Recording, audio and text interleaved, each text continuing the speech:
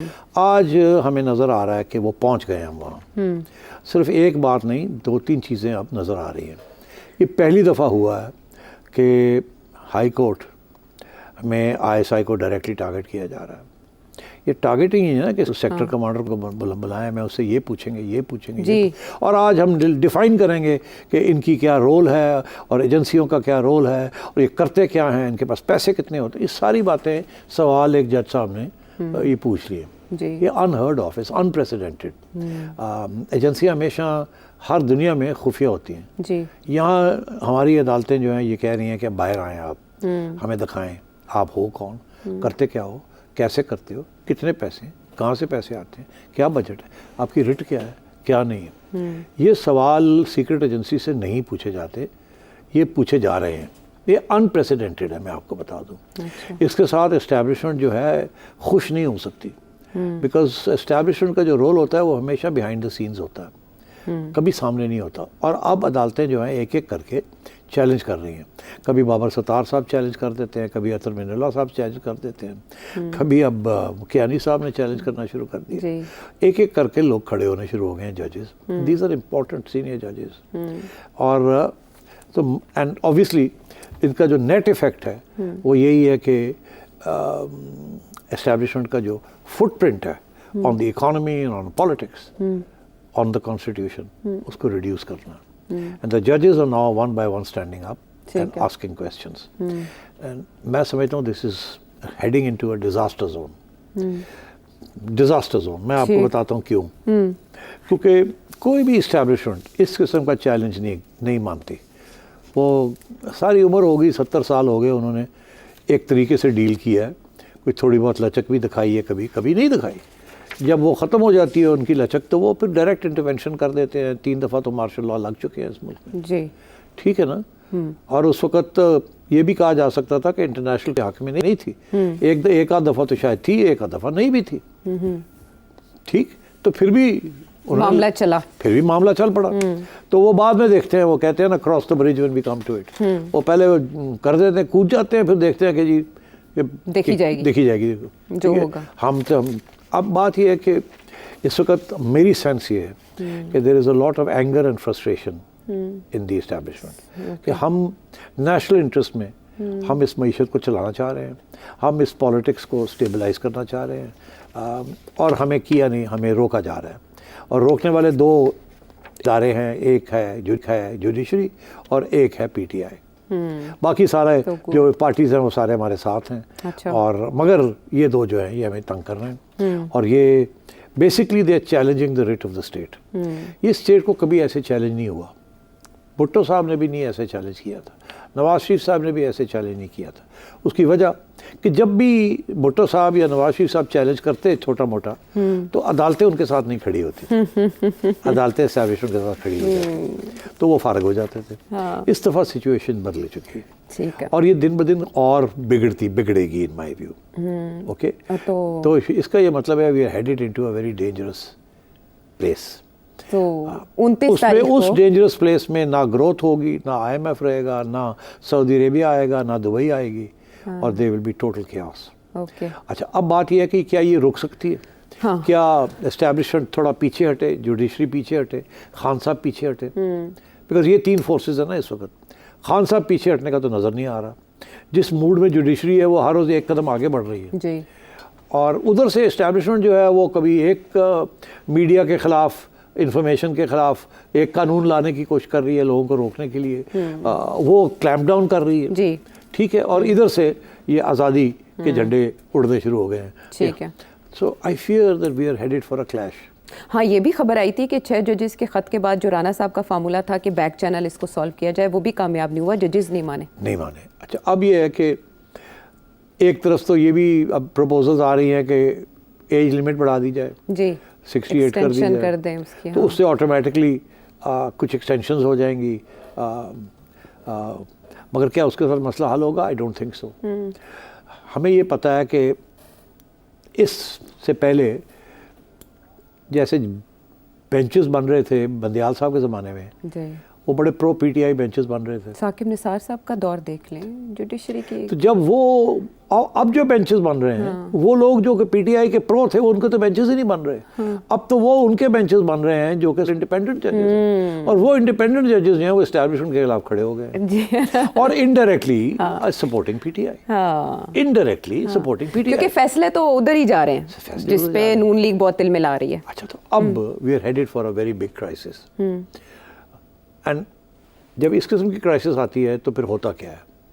मैं आज ये प्रेडिक्शन कर रहा हूँ आपसे कि अगर ये क्राइसिस को रोका ना गया from either the judiciary side और फ्रॉम द एस्टैब्लिशमेंट साइड, तो फिर यही होगा कि किसी न किसी स्टेज से sooner rather then later establishment move करेगी for an emergency. Okay, I think that you can not rule out now. मैं आज बड़े खुल के ये आपसे कह रहा हूँ, और मेरी कंडीशन ये है कि अगर ये पीछे ना हटे, सारे खान साहब पीछे ना हटे, ओके, केपी गवर्नमेंट पीछे ना हटी, एस्टैब्लिशमेंट पीछे ना हटी, ओके, जजेस पीछे ना हटे, अगर ये पीछे ना हटे, आपस में कोई सेटलमेंट नहीं होती गोइंग फॉरवर्ड, और ये ऐसी मामला चलता रहा, कोई चीज़ आयशा रुकी नहीं रहती, या बेहतरी की तरफ जाती है या ख़राब होती है। ये नहीं होता कि स्टेशनरी हो जाए। Life in politics is dynamic, it is not a static thing. Dynamism का ये मतलब है या वो बढ़ेगी ये क्राइसिस या कम होगी, यहाँ नहीं रहेगी। ये अनस्टेबल स्टेट है, इक्विलिब्रियम नहीं है। इक्विलिब्रियम जैसी चीज़ ही नहीं होती साइंस के अंदर। इक्विलिब्रियम की तरफ जाते हैं फिर दूर हो जाते हैं। जैसे वो पेंडुलम नहीं होता घड़ी का, पुराने ज़माने की घड़ियों के पेंडुलम्स थे, ऐसे ऐसे चलते थे, तो वो सेंटर का इक्विलिब्रियम होता है, मगर वहाँ आके खड़ा नहीं होता वो पेंडुलम, मूव करता। तो अब ये है कि we are moving in the direction of instability, और अगर ये पेंडुलम ऐसे ही मूव करता रहा तो फिर ये, मेरा ये ख्याल है कि establishment will have to think of some major. जजेस को रोकने का मेजर, और जो आज़ादी की इस वक्त जो ख्वाहिश है आवाम के अंदर और पीटीआई जिसको पुकार रही है, उसके लिए emergency will have to be imposed. Okay, whether it will be a financial emergency और it will be a general emergency और it will be some special emergency, I can't say. मगर क्या, जब इमरजेंसी लगेगी तो बहुत सी पाबंदियां लग जाएंगी, मगर अगर मसला अभी हल नहीं हो रहा तो मैं ये समझता हूँ इमरजेंसी के साथ भी मसला हल नहीं होगा। क्यों? क्योंकि जुडिशरी की आज़ादी के ऊपर पाबंदी, इवन इन इमरजेंसी कुछ पावर्स उनके रह जाते हैं मगर कुछ नहीं रहते, मगर फिर भी उनके पास ये हक होता है to strike it down. Musharraf की इमरजेंसी को स्ट्राइक डाउन कर दिया था ना, जी बिल्कुल। तो emergencies can also be struck down by the judiciary, तो फिर मसला तो हल ना हुआ। अच्छा, तो मसला फिर हल कैसे होगा? पर तो एक ही सूरत होती है जहाँ जुडिशरी को फारग कर दिया जाता है, पर जलते सबको फारिग कर दिया जाता है, मतलब जुडिशरी को फारग किया जाता है ना, कानून अपने हाथ में ले लिया जाता है, ठीक है, और वो कानून कोई और कानून होता है, वो कॉन्स्टिट्यूशनल कानून नहीं होता, एक्स्ट्रा कॉन्स्टिट्यूशनल कानून होता है, ठीक है, प्रोविजनल कॉन्स्टिट्यूशनल ऑर्डर होता है वो, ठीक है। तो मैं ये समझ रहा हूँ कि अगर हमारे स्टेक होल्डर्स, जिसमें मैं एस्टैब्लिशमेंट की लीडरशिप, जिसमें मैं पीटीआई की लीडरशिप और जिसमें मैं जुडिशरी की लीडरशिप, मैं ये मेरा आज का एनालिसिस है कि अगर ये नहीं सुधरेंगे, अगर इसी तरीके के साथ तीनों इदारे जो हैं ऐसे ही चलेंगे, तो फिर we are headed for that other thing that I have talked about. Okay, but उसका क्या होगा वो बाद में किसी वक्त देखी जाएगी, वो आपने कहा ना ब्रिज। मगर ये अगर कुछ लोग समझते हैं और नहीं जी ये तो हो ही नहीं सकता, इंटरनेशनल कम्युनिटी नहीं मानेगी, फलाना नहीं मानेगा, मैं सिर्फ एक बात कहूँगा आपको कि ये जो सारी जो SIFC है ना, ये इंटरनेशनल कम्युनिटी का फेवरेट चाइल्ड है। ये इंटरनेशनल कम्युनिटी इस वक्त चाहती है कि एक nuclear armed country like Pakistan should be stable and should not default and should not be subject of riots and instability. Okay. और वो they will support anything in real life. ऊपर से जो मर्जी कहें, अंदर से वो they will support anything to promote stability in this country. Okay. And उनको आज़ादी और freedom और constitution इतनी प्यारी नहीं लगेगी उस वक्त। ये मैं आपको ये सारे दौर हम देख भी चुके हैं, ये सारी बातें हम सुन भी चुके हैं, लेकिन हुए इस्लाफ ये तो आपने जाना इस सारे क्लैश में। हम वापस आते हैं एक ब्रेक के बाद।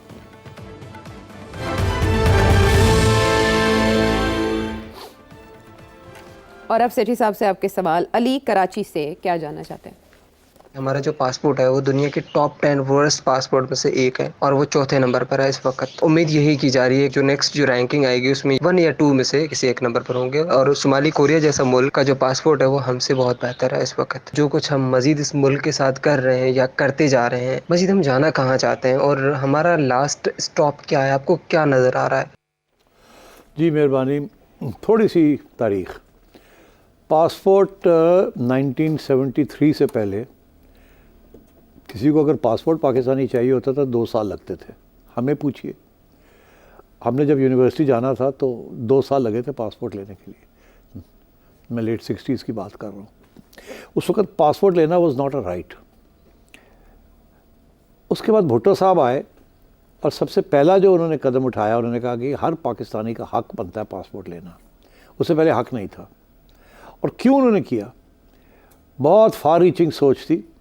1973-74 میں مڈل ایسٹ کے اندر آئل کرائسس تھی, جس میں فیصلہ یہ ہوا کہ اوپیک بنے گی اور آئل پرائسز بڑھیں گی اور مڈل ایسٹرن کنٹریز اپنے آئل کے اوپر اپنا ہاتھ رکھیں گی, اپنی ریسورس کے اوپر, اور وہ پیسے جو ہے اپنے ڈیولپمنٹ پہ لگائیں گے. اس وقت مڈل ایسٹ کے پاس پیسے آ گئے, آئل کنٹرول کیا انہوں نے, اور انہوں نے اپنی ڈیولپمنٹ شروع کی. اور اس وقت انہیں لیبر کی ضرورت تھی, اور ظاہر ہے مسلم ممالک سے ہی انہوں کی پہلی چوائس تھی. And so Pakistan was one of the first few countries. Pakistan, Bangladesh, اور آپ کو پتہ ہے انڈیا کے اندر بھی بہت مسلمان ہیں. تو اس لیے پاکستان کی حکومت نے پاسپورٹس مہیا کیے لوگوں کو. لوگ گئے مڈل ایسٹ میں, اور وہ آج تک وہیں ہیں اور بڑھتے جا رہے ہیں. تو یہ پاسپورٹ کی بیک گراؤنڈ ہے کہ ان ملکوں نے ہمیں ویلکم کیا, اور ہمارے جیسے لوگوں, ہمارے جیسے ملکوں کا بہت بڑا کنٹریبیوشن ہے ان کی کنسٹرکشن میں اور ان کی ڈیولپمنٹ میں. آپ تو اور بھی قسم کی کنٹریبیوشن ہمارے کر رہے ہیں, امیر لوگ جا کے وہاں پراپرٹیز خرید رہے ہیں. مگر آج جو پاسپورٹ کی سچویشن ہے وہ یہ ہے کہ over the years Pakistan has lost respect amongst the comity of nations.